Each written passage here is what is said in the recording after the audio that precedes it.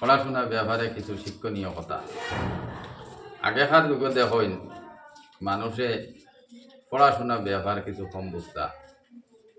অনেক সময় আমরা ছেলেমেয়ে যারা পাইছইন এই ছেলেমেয়েরে কাজে লাগাই দিতা।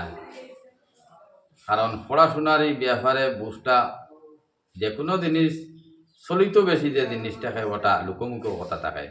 আগে এটা আসলো না পড়াশোনার ব্যাপারে, তখন অনেক সময় বুদ্ধি দিতে বলে পড়াশোনা করাইয়া তো কিছু নাই, আর এই চাকরি নকরিও আগর জমানাত ইটা আসলো না।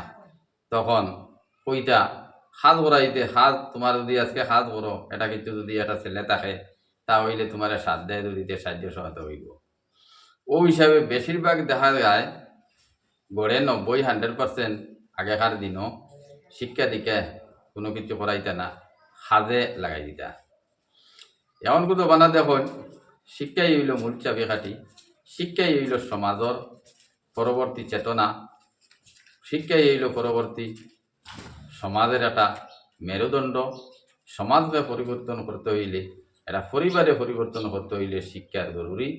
শিক্ষা আমাদের মূল, শিক্ষাই আমাদের শ্রেষ্ঠ, শিক্ষাই আমাদের সব কিছু। এখন আগের তুলনায় আমরা দেখা গেল শিক্ষা দীক্ষায় মানুষ অগ্রসর হইতরা, ছেলেমেয়েরে শিক্ষা দিতরা। এর কারণে আপনারা আগ বাড়ক কুয়া, আগে দি পড়া কুয়া।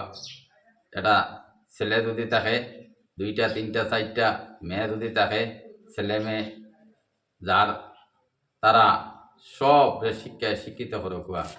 আমার একজন শিক্ষা করাইমু, একজন কাজও লাগাইমু না।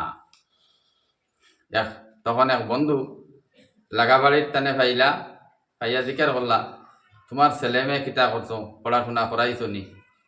তখন তাইন থাকতা বাইরা তাকিয়া তান ছেলে মেয়ে পড়াইতে বাড়িতে আইসেন। যখন জিজ্ঞার করলা আপনার ছেলে মেয়ে পড়াইছিলানি, তখন তাইন কইলা আমার 6 জন ছেলে মেয়ে, আমি 6 জন ছেলে মেয়ে খুব ভালো উচ্চশিক্ষায় শিক্ষিত করছি, তারা পড়াশোনা করছইন।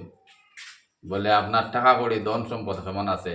বলে না, আমার তো টাকা কাড়ি ধন সম্পদ কিছুই নাই, মোটামুটি চলিয়া যাইতাম পারছি, আর উচ্চশিক্ষায় শিক্ষিত আমি হরুত গুণ করছি। বলে তে এখন তোমার অবস্থা আর ফায়দা কি হইল? বলে ভাই ফায়দা নাই, সমাজ হইল কি শিক্ষা ছাড়া কিচ্ছু নাই। আমি কোনো জায়গা লইতাম 2 কি আর 4 কি আর গাড়ি দোকান 3 খান লইয়া, আর পরবর্তী তারা বিভিন্ন ধরনের সমস্যা ঝগড়াঝাটি করতো। ইটা জনে বুঝবাইলাম আমি সম্পদ হারা করি লাইছি, সম্পদ বানাই লাইছি। বলে কিলা বানাইলে? বলে প্রত্যেকটা আমার 6 জন ছেলেমেয়ে, 6 জন ছেলেমেয়েরে উপযুক্ত শিক্ষাদান করিয়া একজন অফিসার, একজন ইঞ্জিনিয়ার, একজন ডাক্তার, ওলা 6 জন 6টা পদে বিভক্ত করে লাইছি। আমার লাইফ হয়ে গেছে কি সাকসেস, আমার জীবন হয়ে গেছে কি সাকসেস। তুমি কিতা করছো? বলে আর হইয়া লাভ নাই, আর মাতিয়া লাভ নাই। আমার ওখান আগে যদি হইতাই ভাই কোনো দিন, তাহলে আমার আর হরুতা নষ্ট করলাম না। অনেক আই আমার অবস্থা হলো হয়েছে, আমারে লাগাবাড়ির বেটায় কইছে এটা পড়াইয়া কিতা করতা, চাকরি নকরি নাই। আর ও হিসাবে আমি পড়াশোনা হরুতা কিন্তু করাইছি না। আজ যেগু বিয়া দেই ফেলাইয়া যায় গি, যেটাই বিয়া দেই ফেলাইয়া যায় গিয়া। আজ দূর দূর শেষে অবস্থা, আমার ও অবস্থা দেখইন। আমি রোগাক্রান্ত অবস্থায় গড়ো, একটা ছেলে আমারে ফিরিয়া চাই না। আমার মেয়েদের এগুলা বিয়া দিলাইছি। আজ মেয়েরা পরের বাড়িতে আমার চাইতরা না, চাইতা কিলা তারার জিন্দগি, তারার অবস্থা তারা লিয়া ব্যস্ত, আর আমারও পরিস্থিতি। ও বন্ধু হইল ন বন্ধু, দেখো পড়াশোনা ছাড়া কিচ্ছু নাই, আর তুমি যেটা করছো এটা ভুল করি লইছো। আর এইসব জিনিস আরো সমাজরে কইও, ধন সম্পদ কিচ্ছু নাই, ও যা বানাইছো তোমার এগুনতে লড়াই করিয়া মাইর করিয়া তো নিছো নাকি? বলে হয় সব লড়াই করিয়া মাইর করিয়া বিচার আচার করিয়া বাটাবাটি করে নিছই। আমার তো সম্পদও নাই, বাটাবাটিও নাই, দরবারও নাই।